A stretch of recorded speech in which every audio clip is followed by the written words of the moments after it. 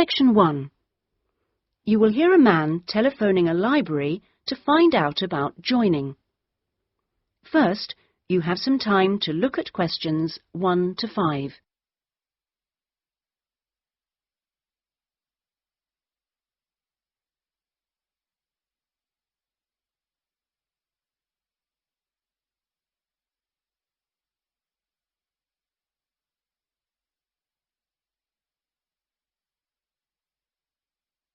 You will see that there is an example which has been done for you. On this occasion only, the conversation relating to this will be played first. Good morning, North College Library. How can I help you? I was wondering if it was possible to join the library. Are you a student at North College? No, I'm not, but someone told me it was possible to join even if I wasn't. That's right, it is. Are you over 18?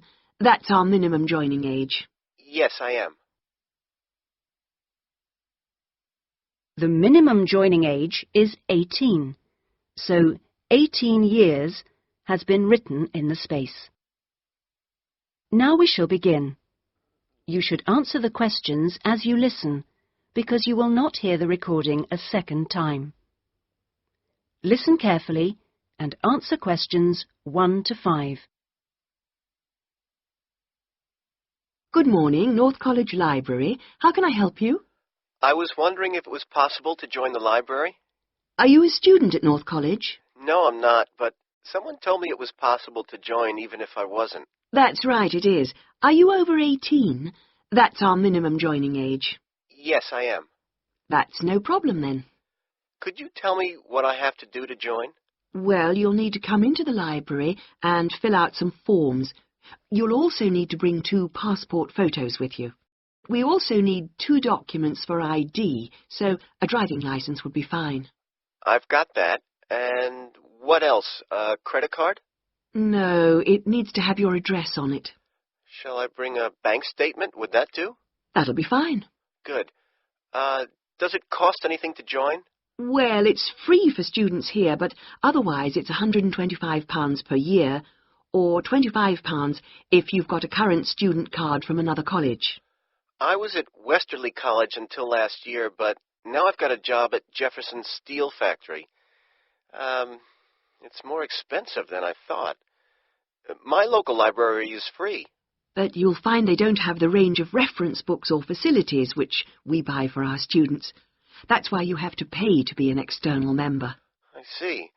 How many books can I borrow?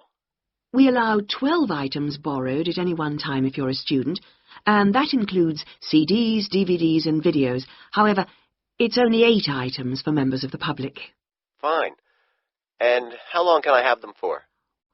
Well, you can have both fiction and reference books for 4 weeks, which isn't bad, really. And what happens if I return them late?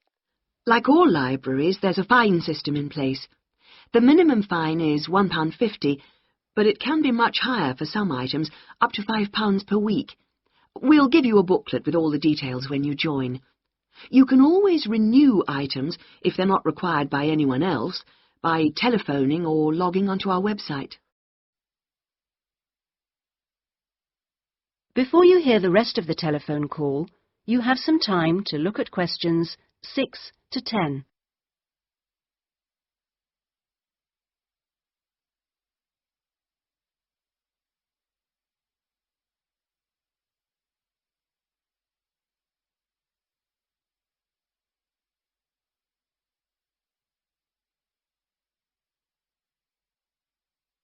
Now listen and answer questions 6 to 10.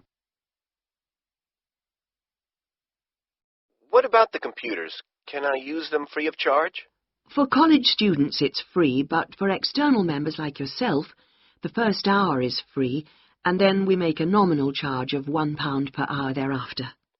Do I have to book in advance for them? Oh, yes, it's advisable. Most people tend to book 24 hours in advance, although sometimes you can get one with only 6 hours' notice. However, the earliest you can book a computer is 48 hours before you need it, and you can only book 1 hour at a time. If no one else has booked the computer out, then you may be able to have another hour if you want. We have a wide range of databases, so the computers are in great demand. I'm thinking of doing some writing, and I might need to access national newspapers. Do you have them on these databases? We do indeed. We've got all the big nationals, The Guardian and The Observer, The Independent, and The Times and Sunday Times. We've also got all the local papers and a wide selection of magazines. Excellent. I assume you have photocopying facilities? Of course.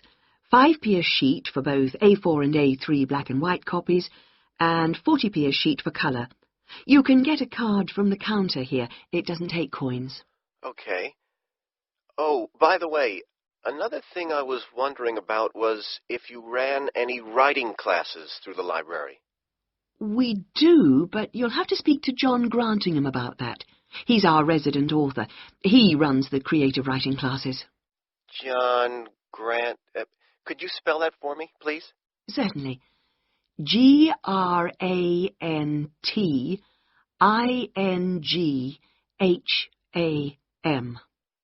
Are the classes here at the library? Yes, he's here on Thursday evenings. Oh, no, sorry, Friday. He's just changed it. You can contact him by emailing the library. Okay. Right. Well, that's about all I need to know. Thank you. I'll be along later this week to join. Thanks. Bye. That is the end of section 1. You now have half a minute to check your answers.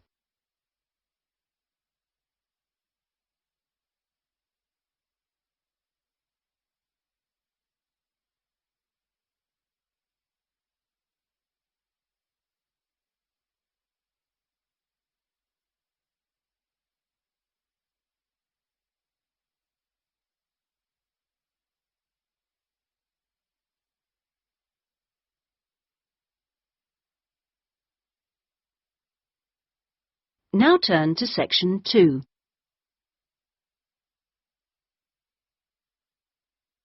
Section 2.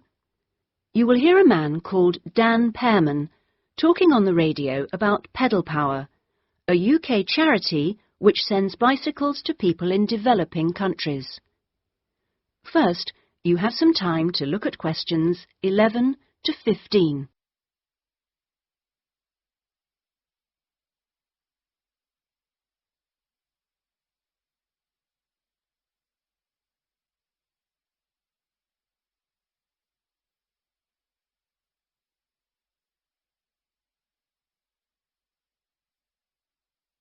Now listen carefully and answer questions 11 to 15. My name's Dan Pearman, and I'd like to talk about the work of Pedal Power, a small charity based mainly in the UK. I'll be giving our contact details at the end, if anyone would like to find out more about how to support us. But first, how the charity began. I got the idea of exporting bicycles to developing countries while I was in Ecuador. I went there in 1993, just after graduating from university. After 3 years of studying, I wanted adventure. I loved travelling, so I decided to join a voluntary organisation and was sent to Ecuador to carry out land surveys. The project came to an end after 5 years, and when I returned to the UK in 1998, I started planning Pedal Power. Where I lived in Ecuador was a very rural area. My neighbour had the only bicycle in the village, whereas everyone else walked everywhere. My neighbour's business was unusually successful, and for years I couldn't understand why. Then I realised having a bike meant he could get where he wanted to go without much trouble. Other local carpenters could only accept jobs in a 3-kilometre radius, so no matter how skilled they were, they could never do as many jobs as my neighbour. At Pedal Power, we collect second-hand bikes in the UK and send them to some of the poorest regions in the world. When we distribute bikes overseas, we don't give them away for free. We'd like to, but long-term that doesn't really help the local economy. The demand for bikes is enormous, which makes them very expensive locally. So we sell them for 5% of the normal price. But in order to continue operating, We need to have a constant supply of bikes which we send out every 6 months. One example of a town that's received bicycles from Pedal Power is Rivas. It was the first place I sent a full container of bicycles to. Most people there now own a bicycle. The local economy has developed so much you wouldn't recognize it as the same place. In fact, there are more bikes than on the streets of Amsterdam, if you've ever been there. But Pedal Power still needs your help. You may have read about some of our recent problems in the British media. In August 2000, we simply ran out of money. We had containers of bikes ready to send, but no money to pay the bills. It was a terrible situation.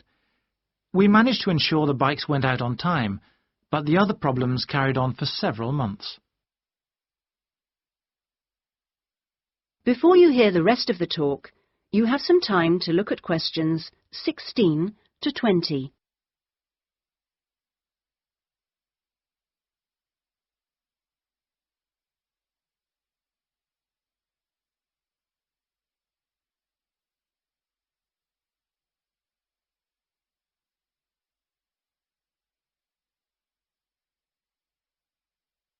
Now listen and answer questions 16 to 20. Fortunately, in October 2001, we won an Enterprise Award, which helped us enormously. We invested 15 of the £75,000 prize money to help secure our future. Winning the award helped raise our profile, and the money enabled us to pay all our shipping costs, which represent our greatest expense. Pedal Power changes lives. When someone gets a bicycle from us, they see a 14% increase in their income. We're currently looking to invest in computers so that our office staff can do an even better job. Because of our work, people in a number of countries now have a better standard of living.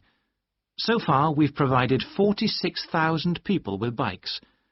But we'd like to send more, at least 50,000 by the end of the year. Now, there are many ways in which you can support the work of Pedal Power, not just by taking a bike to a collection in your area.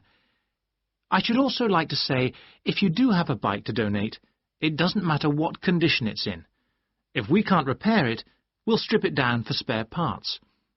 Of course, to do that we always need tools, which are expensive to buy, so we welcome any that you can give. Also, you could help by contacting the voluntary staff at our offices.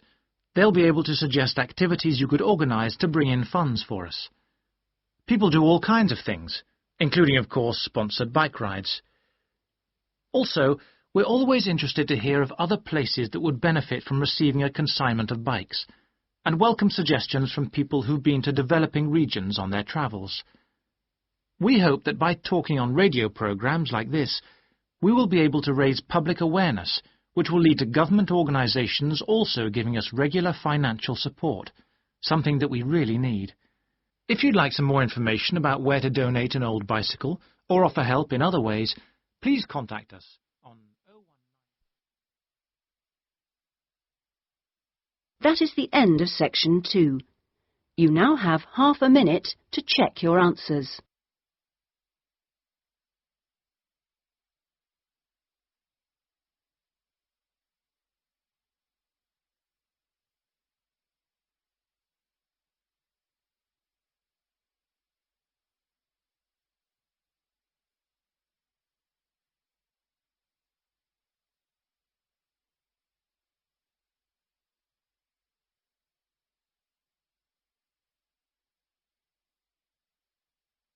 Now turn to section 3.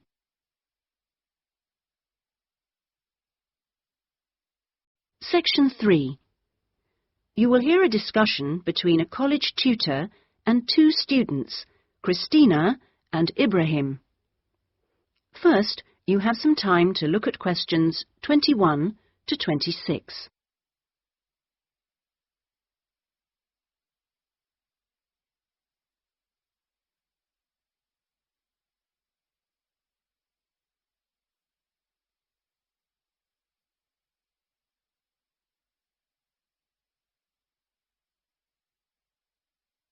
Now listen carefully and answer questions 21 to 26. First of all, I'd just like to say, Christina and Ibrahim, that I really enjoyed watching your video about student life last week. And I could see that the rest of the group did too. You did really well, and I hope that you got a lot out of it. I'd like to use this tutorial as a feedback session where you reflect on the experience of doing the project. So, Christina, I was wondering, what did you enjoy most about making the video? I liked using the camera. Is it the first time you've operated one like that? Yes, it is. Well, the results were very good. Anything else? I also enjoyed visiting one of the British students we filmed. I'd never been inside a British home before. Okay, Christina, thanks. What about you, Ibrahim? What did you enjoy? Well, for me, it was a very good chance to get to know students who are on other courses, because everyone in our group is studying English, and we don't usually have much to do with the rest of the college. Yes, good. Do you think you'll maintain the contact now? Well, I hope so. I've invited 3 of them to have dinner with me next week. Great. If you haven't decided what to make yet, I can tell you they'll love trying Arab dishes. And, of course, it's good for your English, too. Christina, what did you find? What was the most useful aspect of the project from the point of view of the English practice? I think when we were being shown how to edit the film, we had to follow the instructions, and that was very good practice for me. And I also learned some technical words that I hadn't heard before. What about you, Ibrahim? What was the most useful for your English? It was listening to the British students, because they don't speak as slowly as most of the tutors on our course. I think they speak at natural speed, so it forces me to get used to it. And they use a lot of slang. So you learned some new words which will be useful? Yes. Good. I'm glad it helped. Well, we've talked a little bit about enjoyment and about language practice. Were there any other benefits? What else did you feel you'd learned from the project? Was it useful in other ways? Yes, well, firstly, I learned how to use a video camera, and also I think I really learned a lot about working together with other people. I've never done anything with a group before, and we had to find ways of cooperating and compromising, and sometimes persuading people when they don't agree with you. Yes, that is a very useful experience, I know. Before you hear the rest of the discussion, you have some time to look at questions 27 to 30.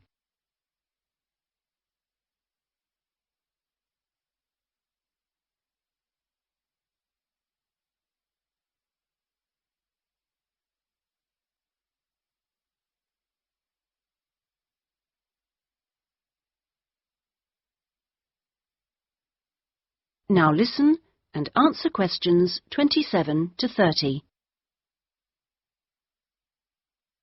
What about you, Ibrahim? Well, I think I learned a lot about how important editing is. When you're filming, you think that everything's going to be interesting, but in fact we cut around half of it in the end, and then it was much better. Good. Well, one last thing I'd like to ask. What mistakes do you think you, as a group, that is, made? I mean, to put it another way, if you had to do it all over again, is there anything you'd do differently? We didn't plan very well. For example, we didn't decide on dates when we'd complete each separate step of the project, and we should have agreed about that in the beginning, because we were always late with everything. Right. Anything else? I think we should have tried to experiment more with the camera. I mean, with angles and the focus and that kind of thing. So you should have been more ambitious. Do you agree, Ibrahim? Not really.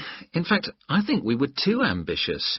We were inexperienced, and we didn't have a lot of time, and we tried to do too much, to make a long film. Next time I would make a shorter one and try to get the quality better. Well, that's very interesting. Next semester we will be doing another video project with a different content, of course, but you'll have an opportunity to put into practice what you've learned this time. Do you have any ideas about a different... That is the end of section 3. You now have half a minute to check your answers.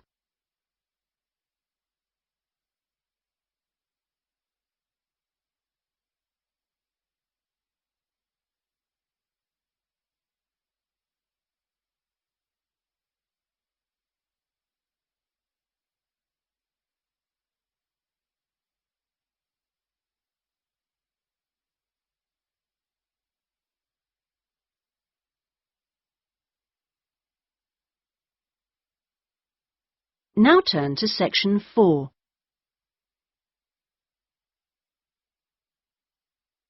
Section 4.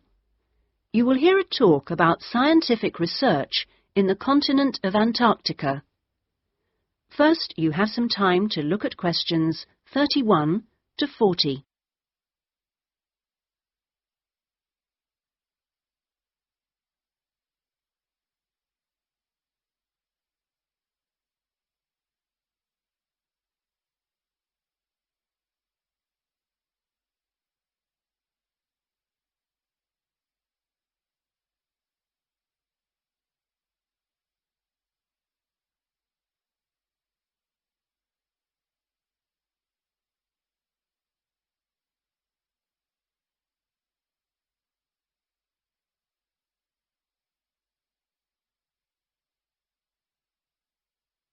Now listen carefully and answer questions 31 to 40.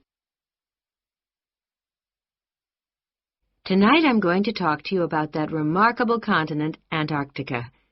Remote, hostile, and at present uninhabited on a permanent basis. For early explorers, it was the ultimate survival contest.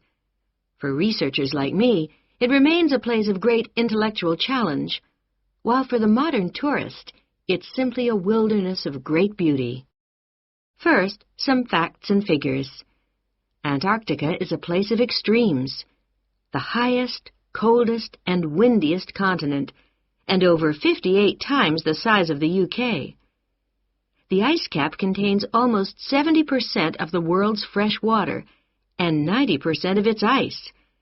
But with very low snowfall, most of the continent technically falls unbelievably into the category of desert. Huge icebergs break off the continent each year, while in winter, half the surrounding ocean freezes over, which means its size almost doubles. Research and exploration has been going on in Antarctica for more than 200 years and has involved scientists from many different countries who work together on research stations. Here, science and technical support have been integrated in a very cost-effective way. Our Antarctic research program has several summers-only stations and 2 all-year-round ones. I was based on one of the all-year-round ones. The research stations are really self-contained communities of about 20 people.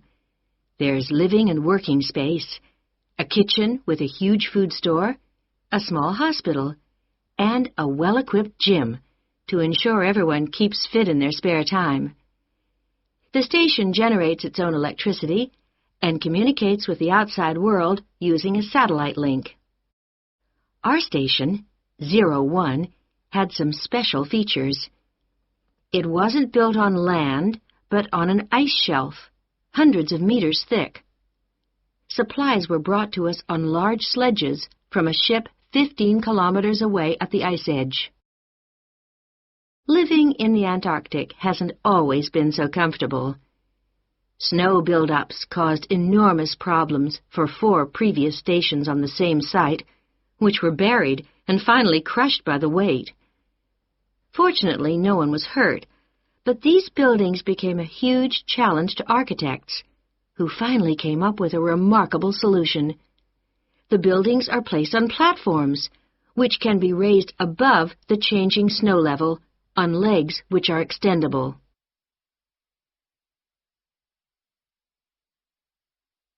Food is one of the most important aspects of survival in a polar climate. People living there need to obtain a lot more energy from their food, both to keep warm and to undertake heavy physical work. Maybe you know that an adult in the UK will probably need about 1,700 kilocalories a day on average. Someone in Antarctica will need about 3,500, just over double. This energy is provided by foods which are high in carbohydrate and fat. Rations for field work present an additional problem.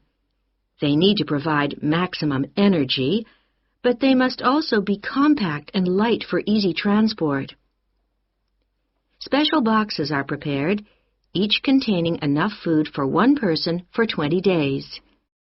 You may be familiar with coffee processed by freeze-drying, which preserves the quality of the food product while making a large saving in weight. Well, this type of presentation is ideal in our situation. It wasn't available to earlier polar explorers whose diet was commonly insufficient for their health. I think that being at the cutting edge of science has a special appeal for everyone working in Antarctica, in whatever capacity. As a marine biologist, my own research was fascinating, but it's perhaps climate change research that is the most crucial field of study. Within this general field, surveying changes in the volume and stability of the ice cap is vital, since these may have profound effects on world sea levels and on ocean currents. A second important area is monitoring the size of the hole in the ozone layer above Antarctica, since this is an indicator of global ultraviolet radiation levels. Thirdly, bubbles in the ice sheet itself provide an index of pollution, because frozen inside them are samples of previous atmospheres over the past 500,000 years, and these provide us with evidence for the effects of such human activities as agriculture and industry.